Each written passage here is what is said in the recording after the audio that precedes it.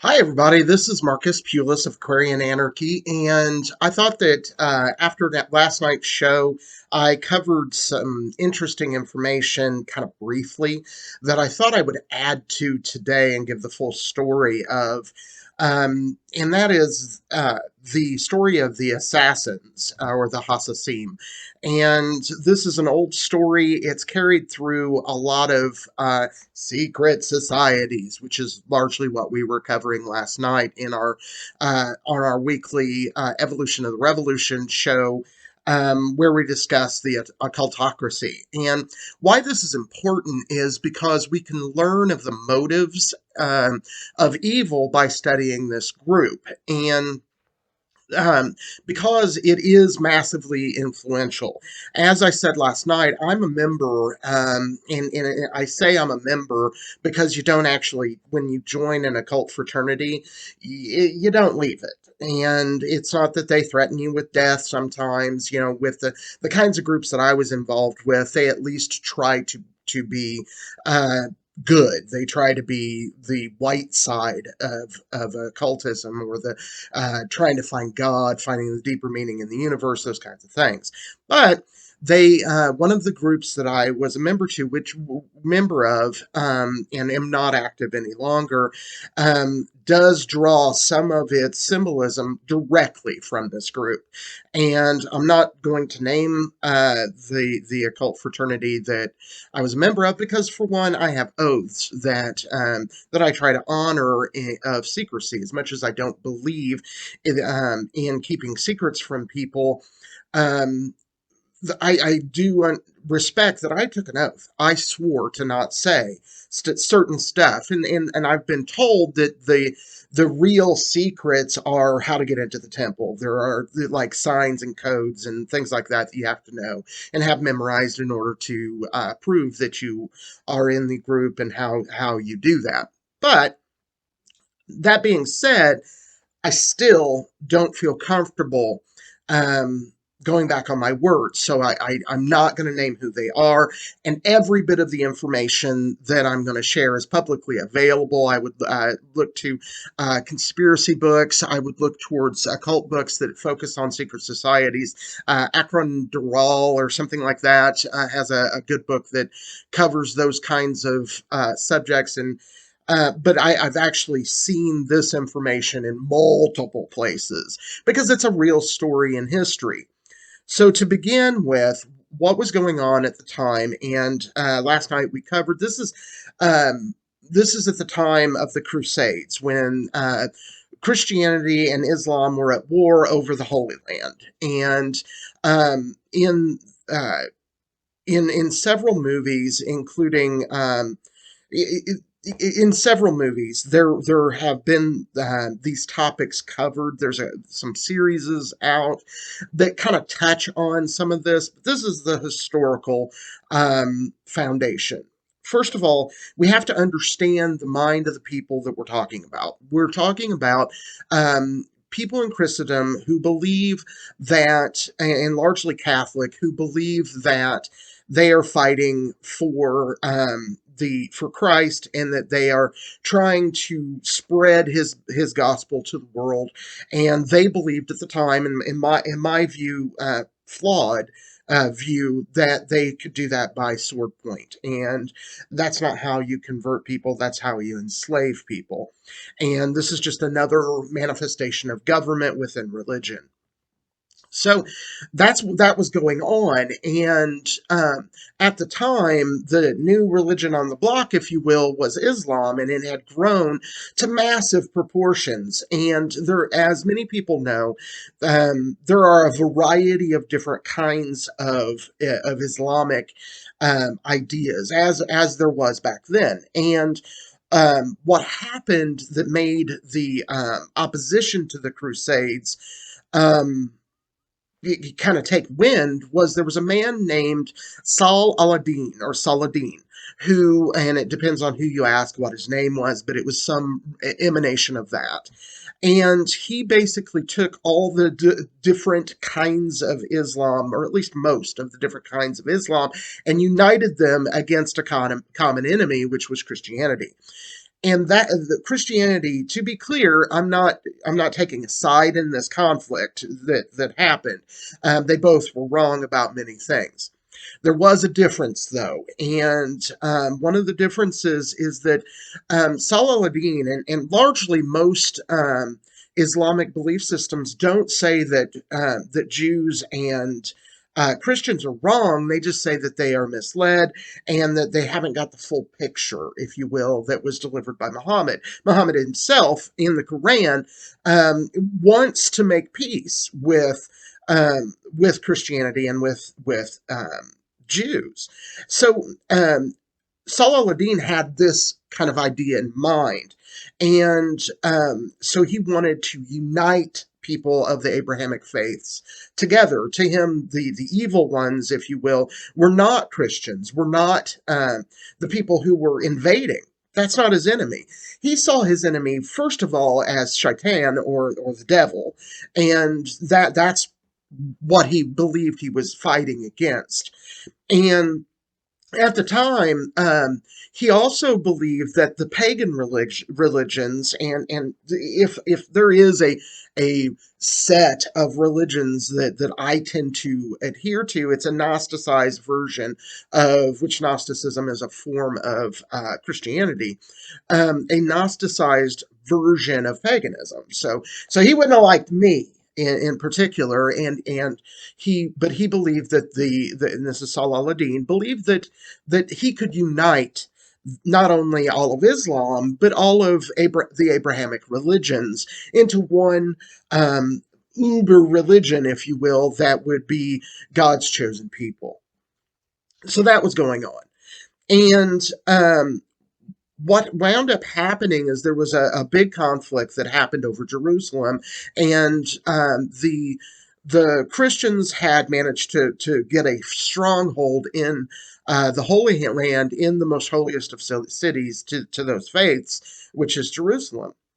And and that war still rages on today, fighting over those sorts of things. So eventually, Salah ad-Din would conquer Jerusalem. He would win, and he was only able to do that by that uniting factor within his own personal view of Islam. And so this horde of Islamic warriors took back for the Islamic State, for the Islamic you know, caliphate, which is a particular term for a overarching Islamic government underneath a holy warrior, if you will. And he managed to take back Jerusalem for that. And one of the things that he did was he said, no, continue, the Christians that might have been left behind. He said, continue practicing your religion. I don't have anything against your Christ. In fact, I see him as a saint. So keep doing what you're doing. I think you're wrong, and I think that we have a better understanding, but I still am for you doing that. So all in all, I see Salah ad-Din as a more or less, he was a warrior. He did a lot of crazy things. I'm sure he murdered lots of people, like all governments do, whether they're Islamic or not. But as they go, he was an all right dude, it seems.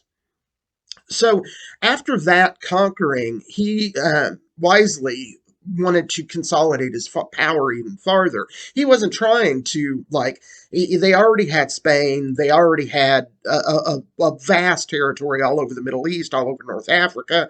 They were in control of a vast amount of what is the modern world, or the West at the time. And so what he did, because you have to remember, America had not been discovered at this time; it did not exist. So, so what he decided to do was consolidate power. He had heard of this large group of Muslim extremists, and these Muslim extremists were called the Hassasin, and they practiced a very extreme form of Islam that was focused on obedience, and and he saw that not only as a threat to his rulership, but he also saw it as a tool. You know, if they're that, you know, devoted to the ideals of Islam, he wanted them in the party. He wanted them to be the ones who did this. He also knew and was aware of their abilities. The word assassin came from the word Hassassin. That is, it is a westernized version of that word. And what the Hassassim were famous for doing, even at this time, was infiltrating into governments and taking over. And so, what what Salah ad-Din wanted was that ability. He wanted to be able to not only fight with weapons, but he wanted to be able to fight with minds and with subterfuge and with spies. And even if that just meant getting information. To give the point, there was at one time said that there was not a court in Europe that there was not an assassin, a Hassassin, in the court, in any court in Europe, from Britain to Germany to any of the at that time monarchies that ruled in Europe. It is also assumed that there were Hassassim in the Vatican, that there were people that were in and around the Pope who were absolutely controlled by the old man on the mountain. And you might say, well, why would he do that? Because he wanted to control the world. The old man on the mountain's entire purpose, the entire thing that he wanted to do, was to control the world, to turn it over to Islam and save the world. You know, in his eyes, if everyone would just become Muslims, then the world would be a safe and peaceful place, and God would reign. So that was his view. So what he did, what Salah al-Din did, was there was a stronghold in the Middle East where the Hassassin were held up, and what Salah al-Din decided to do was invade, do what he did very similarly to Jerusalem, and do a siege, bring his whole army, bring thousands of people to the area where the old man on the mountain and the leadership of the Hassassin was, and and take them over. So that was busy happening. I want to go into, before getting into what um, transpired, I want to get into kind of how the old man on the mountain worked. And you have to remember that this is a time very different than today. Science was not a thing. To them, science was magic, and that, they were trying to turn lead into gold. They were trying to do those kinds of things, and so the idea of you know that there's a scientific, the world is round or is a sphere and all that stuff, that didn't exist largely. I mean, obviously there were philosophers that believed that the world was a sphere for thousands of years, but largely they did not believe in that kind of world. So what what they did as a religion, and many people like to throw out the word cult, and a cult is just a religion that lacks political power, and usually is a division of a bigger religion. For instance, in the 60s, there were a bunch of cults that spread off uh, of both Hinduism and off of Christianity that rose up in the United States. Buddhism, again, another cult that came into being, but they lacked political power. Well, in all reality, though the Hassassin did split off from a recognized religion, Islam, they weren't a cult because they most certainly had political power.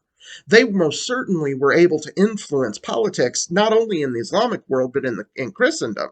So they were able to do that. So they would not be, by definition, a cult.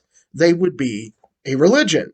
and just a sect of religion. Just like in Christianity, you have Baptists and Pentecostals and Catholics.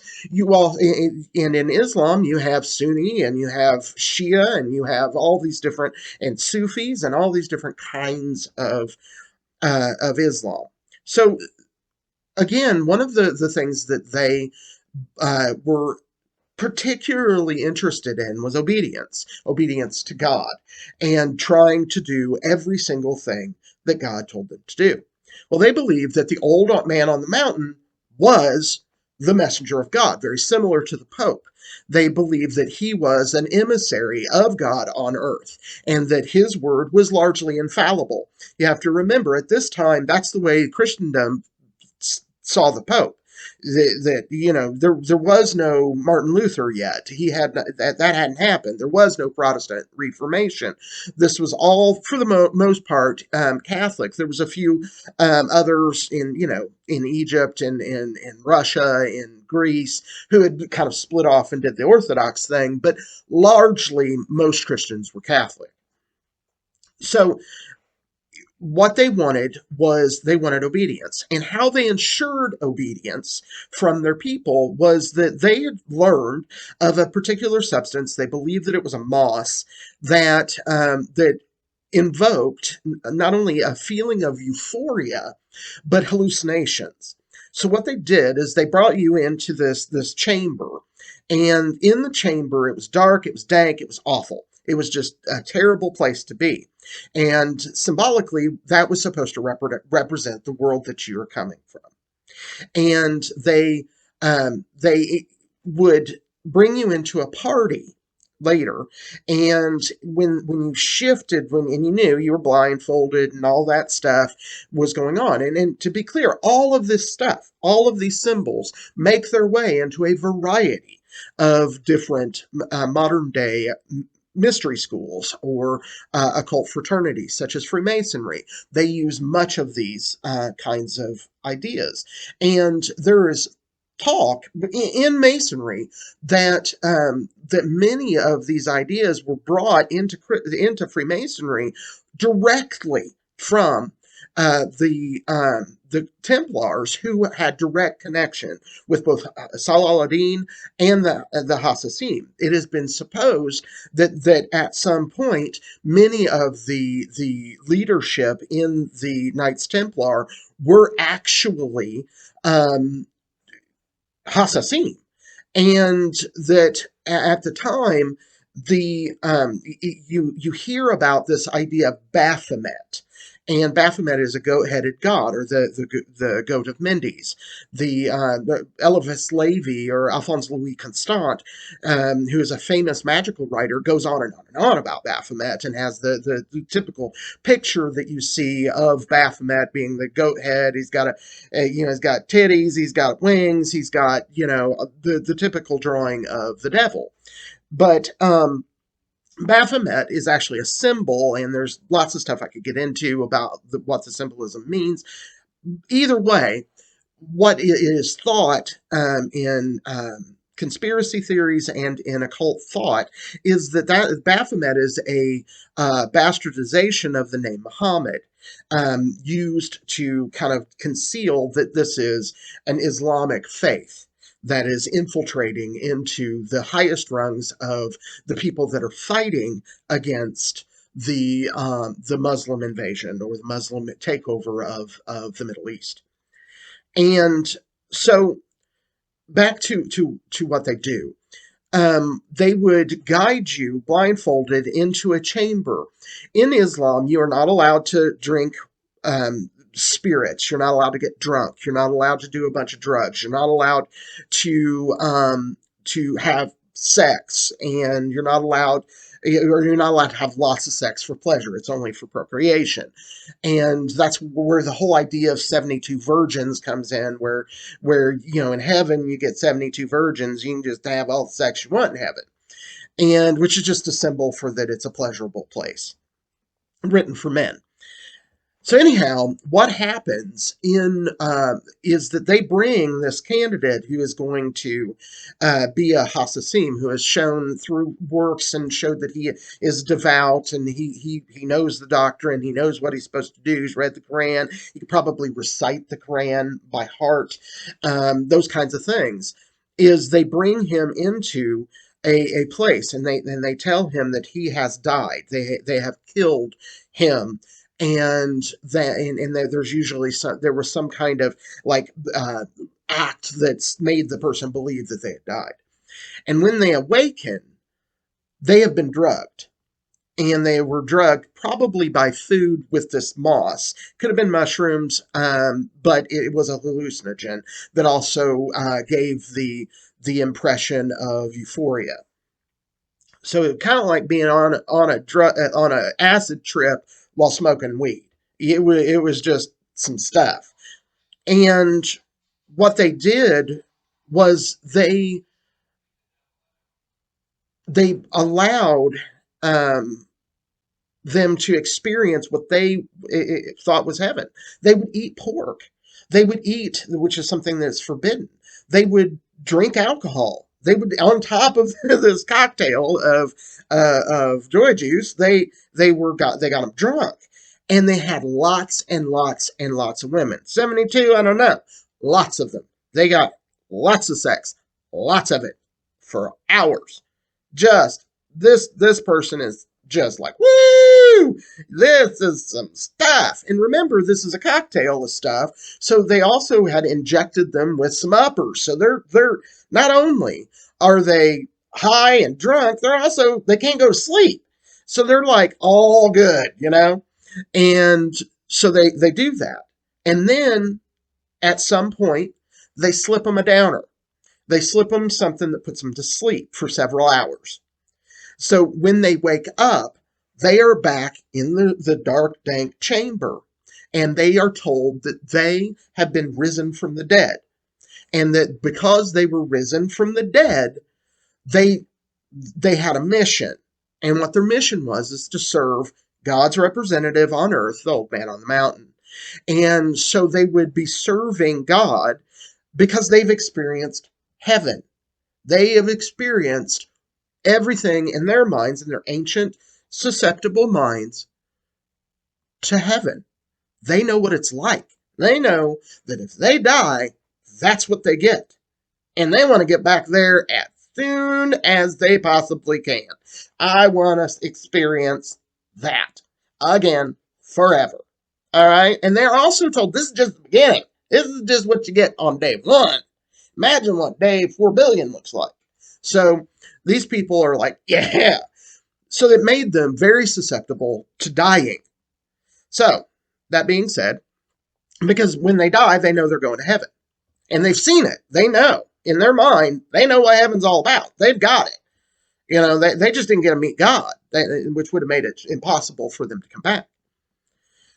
So that's the environment of the people that Salah al-Din is about to confront. And to a large degree, he knows that he's about to confront one of the biggest challenges. Christianity doesn't have shit in his mind on these guys. The Hassasim got them beat because they are, now they're fewer, there's only a couple thousand of them.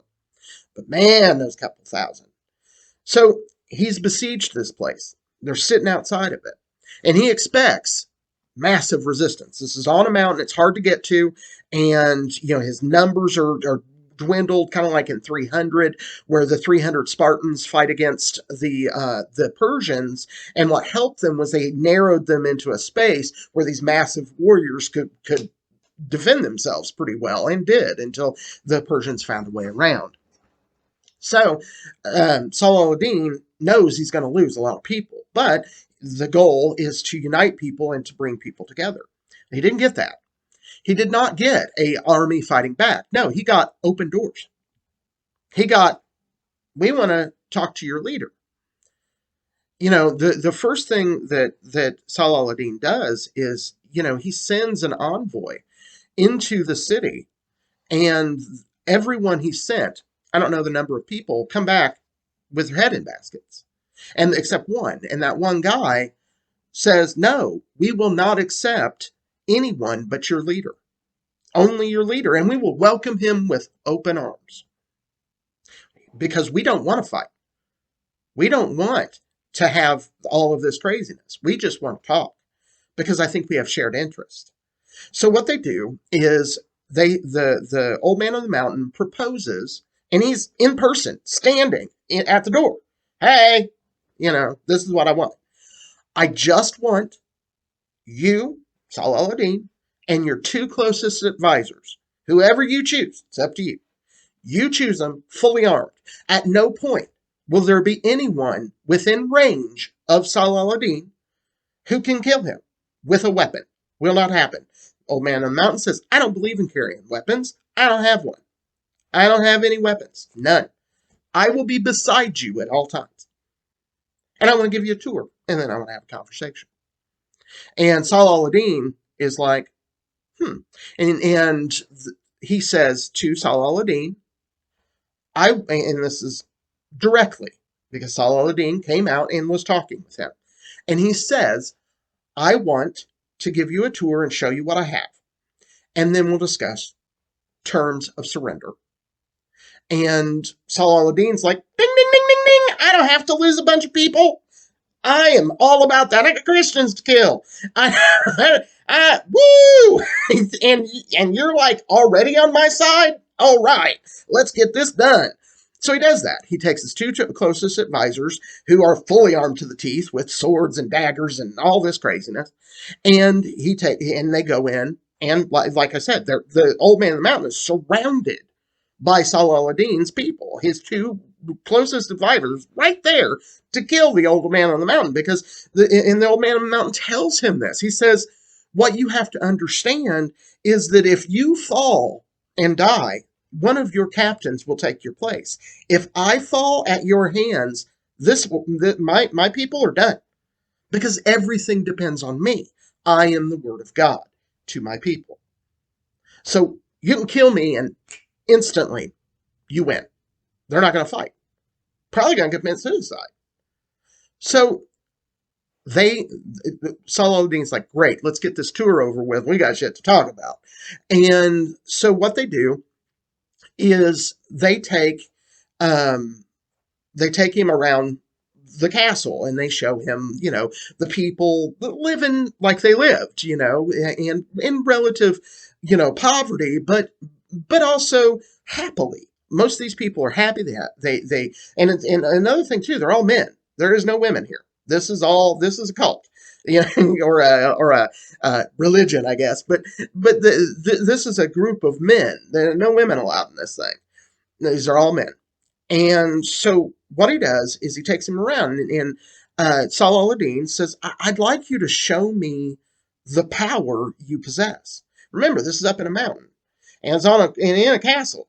So he looks over at one of his friends, or one of his followers, and he says, die. The person jumps off the wall, down the mountain, dead. Kills himself. Like that. He said, that's what kind of power I have.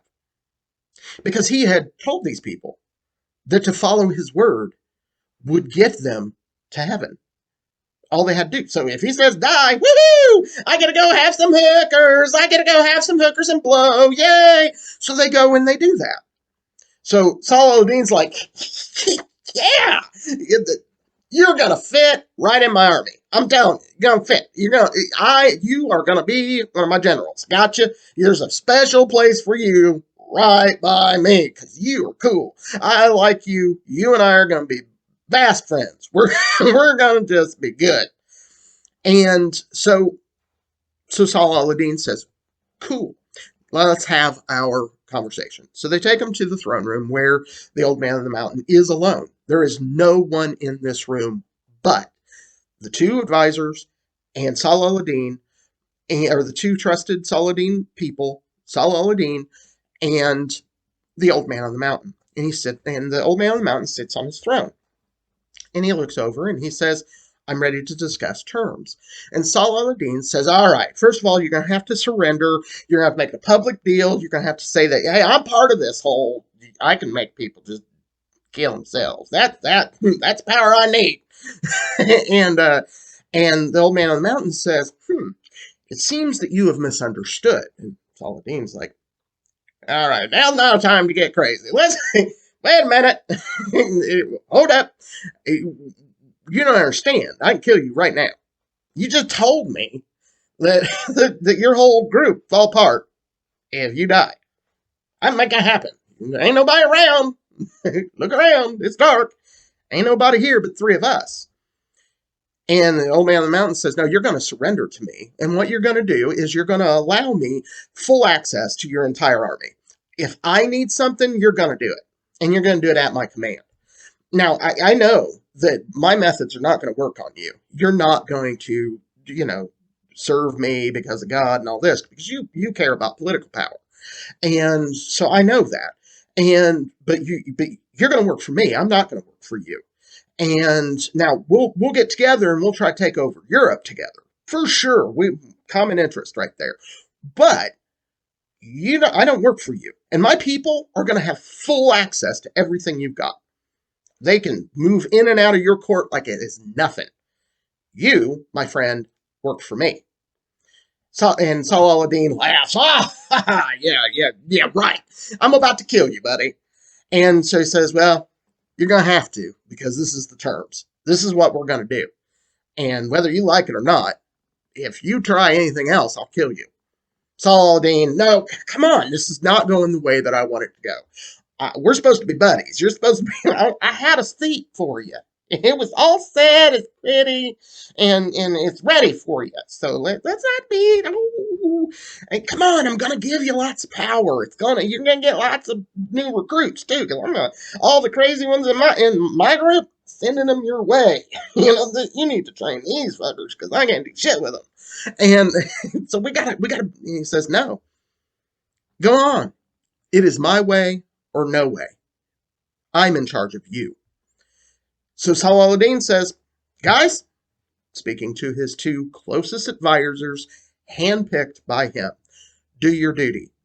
As two daggers come across Saladin's throat. Both of those people that he had hand-chosen were his most trusted advisors, his biggest warriors, worked for the old man on the mountain. The old man on the mountain says, I think you'll do what I tell you to. Saladin said, much like what Biden said when he came into the Oval Office, what are your orders? And these are the people that are controlling the world. The Hasasim exist today. They are an existing group.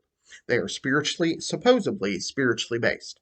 I don't think that group, could be wrong, but I don't think that group actually exists as it existed then. The old man on the mountain has died, and obviously thousands of years ago, or 1,000 years ago. So all of that is in the past. But those ways and those meanings and those techniques of mind control, of brainwashing, of control of the world, of assassination, of, infiltration are certainly in full force.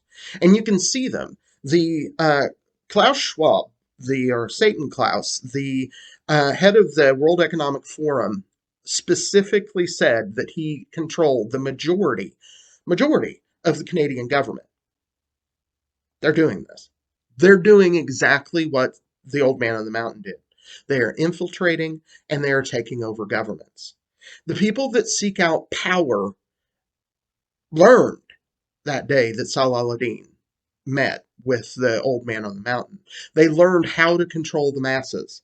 They learned how to control governments. Because most people in the masses just follow what they're told. And governments are just people that have come together seeking power. And when that power is granted and shown, their heaven on earth happens for them. Now, it's hell for the rest of us, for the average person. But come on, these people in the higher echelons that we do not know are absolutely living in heaven on our backs. If you've liked this, please like, share. I just thought that it would be a good idea to kind of go over the full story of the Hassasim and the assassins, the Old Man on the Mountain and Salah al-Din. I suggest you watch the Evolution of the Revolution from last night, 129, on the Occultocracy, where we cover other topics if you have not seen it. I also suggest that you watch many of our upcoming and previous interviews and videos. We have some stuff to show you. We've figured some things out. And one of the things we figured out is that God is the answer, is the solution, and we can come to that conclusion together, whether you call yourself a Christian, a pagan, a Muslim, whatever it is, because Salah al-Din was correct about one thing, and that is that we are stronger when we come together regardless of our faith and set aside the minor differences and just love God with all of our heart. Stay free.